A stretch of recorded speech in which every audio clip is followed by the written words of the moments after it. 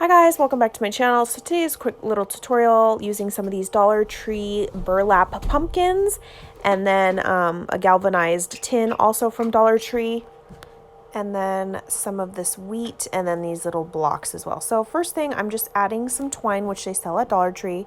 I ripped the stem out and I am doing what Christina did with the little log as the tree stump of the pumpkin. So I'm just going to hot glue that on there and put it right over that jute twine that I just put on the pumpkin. I didn't really do a tutorial because I just kind of went around twice. But I'm going to do it to the orange pumpkin and then also to the like tanner khaki colored pumpkin as well. So now I'm going to use some raffia from the Dollar Tree. Again, just going to make a sloppy little bow around the stem of this little pumpkin right here. So it just fancied it up just a little bit, so it's not exactly like the Dollar Tree pumpkin. You're just adding a little bit of your touches to it. So here we go, twine wrapped around and the raffia as the bow part. Here was my inspiration. I saw this Magnolia Market bin, but it was $22. It had the wheat in it, and then I also combined this photo with this photo that I was inspired with on Pinterest.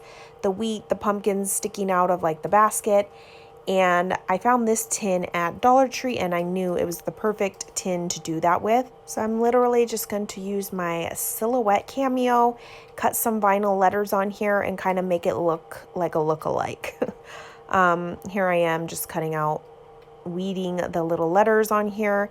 And when I placed this on originally, I put it on and it was kind of crooked and angled, but oh well, see how it like curves?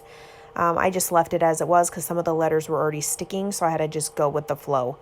But that's the little bucket, and then I'm going to stick these pumpkins in, but they do just fall straight to the bottom, and they're kind of too big to be directly next to each other, so I'm going to have to stack them like crooked on top of each other. But before I do that, I have a bunch of burlap, which they have at Dollar Tree. This is like a different wider ribbon that I just had in my stash for years, but I'm just going to put that underneath so that some of it is peeping out from the two pumpkins as well. Right here I'm just trying to like fight with the pumpkins basically. I do go in and glue the orange pumpkin on top of the khaki colored pumpkin so that they stay a little bit and it's not like flying out the entire time. So here's some wheat from Dollar Tree in the faux plant section, just ripping off the sticker, and I'm just basically tucking it in the very back of this.